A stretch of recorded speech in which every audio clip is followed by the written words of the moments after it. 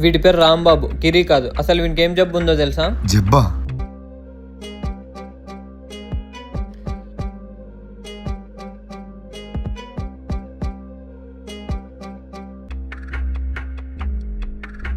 ఏంటది? ఎయిడ్స్. ఏం గిరి, మావాడు చెప్పింది నిజమేనా? అయ్యా అది అది అది బిత్తర్ చూపులు చుట్టూ ఆపేసి మావాడు చెప్పింది నిజమా అబద్ధమా? అయ్యగారు మీరు అంత కోపంగా మాట్లాడదండి, నాకు భయం వేస్తుంది. ఆ సార్ చెప్పింది నిజమేనండి. ఎంత ధైర్యం ఉంటే నన్నే మోసం చేస్తావా? ఈ రోజు నీ సంగతి తెలుస్తా. అయ్యగారు అమ్మ తోడండి, నేను ఏ తప్పు చేయలేదండి. ఈ జబ్బు ఎలా వచ్చిందో నాకు తెలియదండి. వాడు చెప్పింది అంతా నమ్ముతున్నావా? ఒక్క నిమిషం ఆగురా, నువ్వు పక్కకెళ్ళు, నేను గిరితో మాట్లాడతా. అసలేమైంది గిరి? నేను ఊర్లో ఉంటే ఊర్లో వాళ్ళందరికీ జబ్బు అంటుకుంటుందని నన్ను పని మనిపించి ఊర్లోంచి గెంటేశారయ్యా. అలా రోడ్డు మీద పడ్డ నన్ను సూర్యుని ఒక స్థలం చూసి అందులో ఉంచి నా బాగోగులన్నీ చూసుకున్నాడయ్యా. నా కష్టంలో సాయం చేసిన సూర్యకి అంత కష్టం వస్తే చేయకుండా ఎలా ఉంటానయ్యా? నేను బతికి ఏం లాభం? నువ్వు ఇక్కడ పనులు ఏం చేయకుంటే పనులేం ఆగిపోవు. పిల్లలు ఉన్న ఇల్లు ఫస్ట్ బయటికి పాలే. నేను మాట్లాడుతున్నా కదా, నువ్వు ఆగు. ఫస్ట్ అందరూ హాస్పిటల్కి వెళ్ళి టెస్ట్ చేయించుకుందాం పదరా. చదువుకున్నావు కదరా, చదువులేని మూరుకుట్లా మాట్లాడుతున్నావు. అలా కాదురా, ఇలాంటి వాళ్ళు సమాజంలో ఉండడం చాలా డేంజర్ రా. అలాంటి వాళ్ళు కాదురా డేంజర్, నీలాంటి వాళ్ళు ఇలాంటి సమాజంలో బతకడం డేంజర్. నేను డేంజరా? ఊర్లో వాళ్ళకి చదువు లేదు కాబట్టి గిరిని ఊరు నుంచి వెళ్ళగొట్టారు. నీకు తెలియదు ఎయిడ్స్ ఎలా ట్రాన్స్ఫర్ అవుతుందో? వాళ్ళతో తిరిగితేనో, వాళ్ళ పక్కన కూర్చుంటేనో, వాళ్ళు తినే తిండి తింటేనే ఎయిడ్స్ ట్రాన్స్ఫర్ అవ్వదురా. నువ్వు ఎన్ని చెప్పినా వీడింట్లో ఉండడం నాకు ఇష్టం లేదురా. అంత పెద్ద పెద్ద చదువులు చదివి ఏం లాభం రా? ఆ మాత్రం ఇంకితం లేనప్పుడు నువ్వు ఇంట్లో నుంచి బయటికి వెళ్తావా లేదా మెడ బట్టి బయట నూకమంటావా? హాయ్ గైస్, ఈ రోజు మనం ఎక్కడున్నామో తెలుసా? హైదరాబాద్ లో ఉన్న RK's Tia dermatology hair skin aesthetic hair transplant centre. ఈ టియా సెంటర్ ని రీసెంట్ గా ఆర్కేస్ టియా కేర్ గా చేంజ్ చేశారు. రీసెంట్ గా మా ఫ్రెండ్ కి హెయిర్ లాస్ ఎక్కువ అవుతుంది, అందుకే అక్కడికి వెళ్ళాం. డాక్టర్ హెయిర్ లాస్ కి దేని వల్ల కారణమో అవన్నిటికీ ఎక్స్ప్లెయిన్ చేశారు. మొత్తం చెక్ చేశాక తెలిసిన విషయం ఏంటంటే హెయిర్ గ్యాప్స్ ఎక్కువ ఉండడం వల్ల ఊడిన దగ్గర హెయిర్ పెరగడం చాలా కష్టం అని చెప్పేశారు. ఈ విషయం తెలిసాక ఇద్దరు టెన్షన్ పడడం తప్ప ఇంకేం చేయగలం చెప్పండి? ఇది తెలిసాక డాక్టర్ నీకు ఏదైనా సొల్యూషన్ ఉంటే చెప్పండి అని అడగగానే doctor final option hair transplantation చేయాలని చెప్పారు. ఇది వినగానే మనోడు టెన్షన్ పడడం స్టార్ట్ చేశాడు. మనోడి టెన్షన్ చూసి డాక్టర్ ఇప్పుడు ఆల్రెడీ ఒక పేషెంట్ కి హెయిర్ ట్రాన్స్ప్లాంటేషన్ జరుగుతుంది, వెళ్ళి పేషెంట్ తో మాట్లాడి ఫీడ్బ్యాక్ తీసుకోమని చెప్పారు. అక్కడికి వెళ్ళి చూసాక మనోడికి టెన్షన్ అంతా తగ్గింది. హెయిర్ ట్రాన్స్ప్లాంటేషన్ ఎలా జరుగుతుంది, పెయిన్ ఉంటుందా లేదా అనేది మొత్తం తెలుసుకున్నాడు. ఇక్కడే హెయిర్ ట్రాన్స్ప్లాంటేషన్ ఎందుకు చేసుకోవాలని నీట్ గా చెప్తాను, ఒకసారి వినండి. ఈ ఆర్కేస్ టియా వాళ్ళు బెస్ట్ హెయిర్ ట్రాన్స్ప్లాంటేషన్ అతి తక్కువ కాస్ట్ లోనే మనకు ప్రొవైడ్ చేస్తున్నారు. మీరు ఎక్కడున్నా పర్లేదు, ఇంటి దగ్గర నుండి pickup and travel charges along with accommodation ని వీళ్ళు ప్రొవైడ్ చేస్తున్నారు. ఇంకో ఇంపార్టెంట్ విషయం ఏంటంటే డెర్మటాలజిస్ట్ ఈ ప్రొసీజర్ ని మొత్తం మానిటర్ చేస్తూ ఉంటారు. మరిన్ని డీటెయిల్స్ కోసం స్క్రీన్ మీద డిస్ప్లే ఫోన్ నంబర్ కి అయితే ఒకసారి కాల్ చేసి కనుక్కోండి. అసలు ఇదంతా ఎలా జరిగింది గిరి? ఈ విషయం నీకు ఎలా తెలిసింది? అమ్మతోడయ్యా, నేను చెప్పేదంతా నిజమే. నాకు పెళ్లి కాలేదు, ఎటువంటి అలవాటు లేదు, ఏ అమ్మాయిని కన్నెత్తి కూడా చూడలేదు. కానీ ఆ దేవుడి శిక్షణ దొరికేసాడో నాకు అర్థం కావడం లేదు. చాలా మంది రోగం ఏదైనా తప్పు చేస్తేనే వస్తుంది అనుకుంటారు, కానీ ఎయిడ్స్ ఎలా ట్రాన్స్ఫర్ అవుతుంది, ఎలా ట్రాన్స్ఫర్ అవ్వదు అనేది స్క్రీన్ మీద డిస్ప్లే చేస్తున్నారు కదా, మీరు కూడా చూసి తెలుసుకోండి. ఏదైతే ఏముందయ్యా, ఎవరో చేసిన తప్పుకి నేనైతే శిక్షణ భవిస్తున్నాను. ఇలా జరగడం వల్ల ఇండియాలో ఎంతో మందికి ఎయిడ్స్ వచ్చింది తెలుసా? నిజమా అయ్యా? నా అనుకున్న వాళ్ళందరూ నన్ను గెంటేశారు, మీరు నన్ను నమ్మారు, మీరు నాకు దేవునితో సమానమయ్యా. అవును గిరి, నాకు తెలిసిన ఒక డాక్టర్ ఉన్నాడు, అతని దగ్గరికి వెళ్ళి సెకండ్ ఒపీనియన్ తీసుకొని ఏదైనా మెడిసిన్ లిస్ట్ మార్చడం చూద్దాం కదా. ఎందుకయ్యా అదంతా? ఏదైనా సరే ఉన్న తలరాతైతే మారదు కదా. నా మాట వినేలా లేవు, పద హాస్పిటల్కి వెళ్దాం.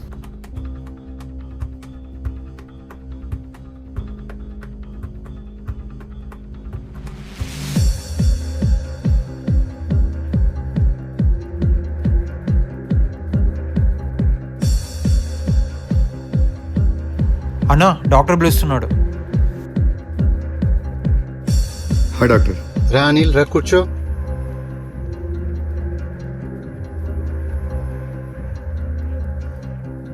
ఏమనిల్ అస్సలు రావటం లేదు ఈ మధ్య? అయినా హాస్పిటల్కి ఎవరు రావాలనుకుంటారు చెప్పండి? అలా అని కాదు, ఏదో హాస్పిటల్ కాకపోయినా క్యాజువల్ గా కలవడానికన్నా రావచ్చుగా. ఇప్పటి నుంచి మనోడు పని మీద రెగ్యులర్ గా హాస్పిటల్కి రావాల్సి వస్తుంది డాక్టర్. అవునవును, ఏదో పర్సనల్ గా మాట్లాడాలన్నావు కదా, ప్రాబ్లం ఏంటి? అసలు నీకు బుద్ధి ఉందా? హెచ్ఐవి పాజిటివ్ పేషెంట్ కి డైరెక్ట్ లోపల తీసుకొని వచ్చావా? ఇక్కడ వచ్చావా నువ్వు హాస్పిటల్లో? డాక్టర్ అలా కాదు, యాక్చువల్లీ. ఏంటి అలా కాదు? వాళ్ళకంటే ఒక సపరేట్ రూమ్ ఉంటుంది, నువ్వు ఫస్ట్ అతన్ని బయట తీసుకెళ్ళు. సిస్టర్, ఇతను ఎక్కడెక్కడ కూర్చున్నాడు అక్కడంతా శానిటైజ్ చేయి. ఫస్ట్ శానిటైజ్ చేయండి.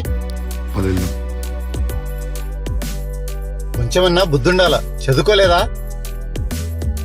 ఇలా అంటున్నానని ఏమనుకోకండి డాక్టర్. ఇన్ని రోజులు హెచ్ఐవి పేషెంట్లు సరిగ్గా ట్రీట్మెంట్ తీసుకోకపోవడం వల్ల చనిపోతున్నారు అనుకున్నాం, కానీ మీలాంటి డాక్టర్లు సరిగ్గా ట్రీట్ చేయకపోవడం వల్ల చనిపోతున్నారని ఇప్పుడే తెలిసింది. అనిల్, నేను డాక్టర్ని, ఇవన్నీ నాకు తెలీదా? ఎవరిని ఎలా ట్రీట్ చేయాలో తెలియదు అనుకుంటున్నావా? ఓహో, ఇలా ట్రీట్ చేయడం కరెక్ట్ అనుకుంటున్నారా? డాక్టర్ల బ్రతికి ఒక నలుగురిని బ్రతికించండి, అప్పుడు మీరు చదువుకున్న చదువుకు ఒక అర్థం ఉంటుంది. వేరే దగ్గరికి వెళ్దాం పోగి, ఈ హాస్పిటల్ వద్దు. అనిల్ ఒక సెకండ్. రోజుకు 100 మంది పేషెంట్లు వస్తుంటారు. బై మిస్టేక్ ఇతనికి వాడే సిరంజిలే వేరే వాళ్ళకి వాడేస్తే పెద్ద ప్రాబ్లం అవుతుంది.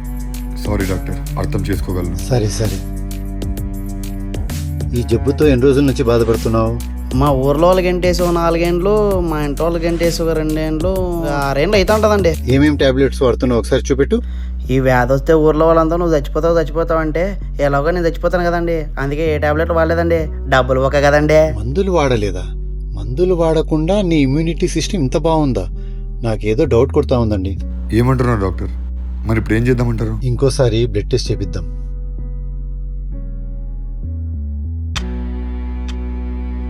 పక్కన వెళ్ళి బ్లడ్ ఇచ్చేసిరా. హాయ్.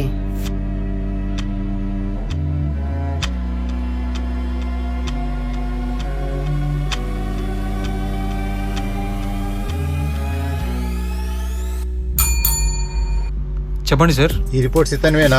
అవును సార్. ఇతనికి హెచ్ఐవి పాజిటివ్ అని ఎవరు చెప్పారు? ఇతనే డాక్టర్. నాకేం తెలియదు గారు, వేరే ఒక అతను వచ్చాడు, ప్రియగా రసపరిచన్నాడు, ఆనందపడ్డాను. తర్వాత జబ్బు అన్నాడు, బాధపడ్డాను. ఓరి నీ మనిషి చేసారా? అసలు నీకు ఏ జబ్బు లేదంట్రా? నాకే జబ్బు లేదా? 1 సెకండ్. హెచ్ఐవి నెగిటివ్ ఉంది కానీ ఒక చిన్న ప్రాబ్లం ఉంది.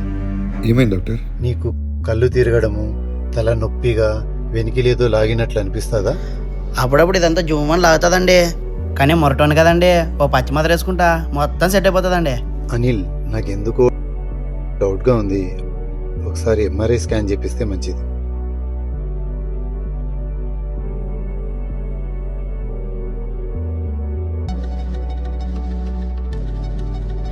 ఏందండి అయ్యగారు, సింహం నోట్లను తప్పించుకొని ముసలి నోట్లు ఏరుకున్నట్టుంది.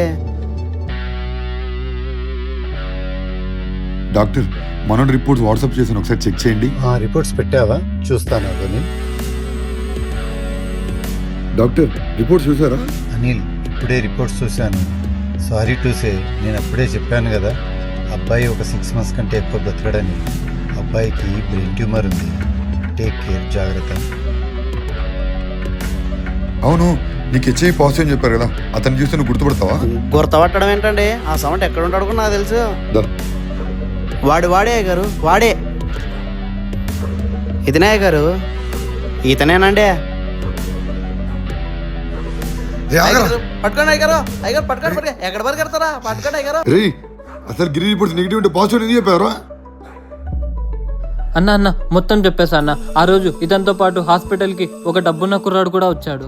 వస్తే ఆ అబ్బాయి నిజంగా తప్పు చేయడం వల్ల అతనికి హెచ్ఐవి పాజిటివ్ వచ్చింది. అది వాళ్ళ ఇంట్లో తెలిస్తే సమాజంలో వాళ్ళ పరువు పోతుందని అందుకు ఈ అమాయకుడిని అన్న అందుకే ఆ గిరి రిపోర్ట్స్ ఈ గిరి రిపోర్ట్స్ తో మార్చేసా. డబ్బు కోసం ఇలాంటి పని చేయడానికి సిగ్గులేదా?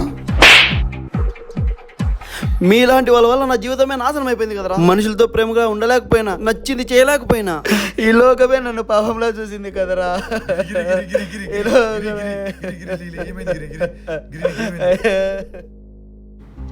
గిరి గిరి పైకి లే. అనిల్ గారు, సీత, ఈ గ్లాస్ లోపల పెట్టుకో. సీత, నిన్నే ఈ గ్లాస్ తీసుకొని లోపల పెట్టుకో. చిన్నకేదో జబ్బు ఉందంట, అది అందరికి పాకుతుందంట.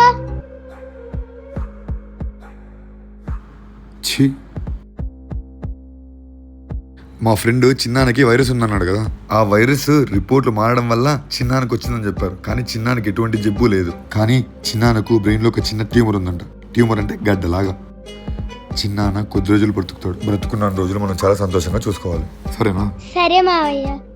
చిన్న నీకేం కాదు సరేనా? నేను మావయ్య అక్కున్నాం, నేను హ్యాపీగా చూసుకుంటా.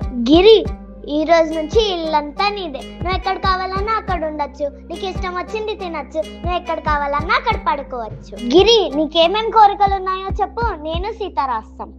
3 పూట్ల అన్నం తిని ఒక 5 సంవత్సరాలు అవుతుంది అమ్మగారు. కడుపు నిండా అన్నం పెట్టండి.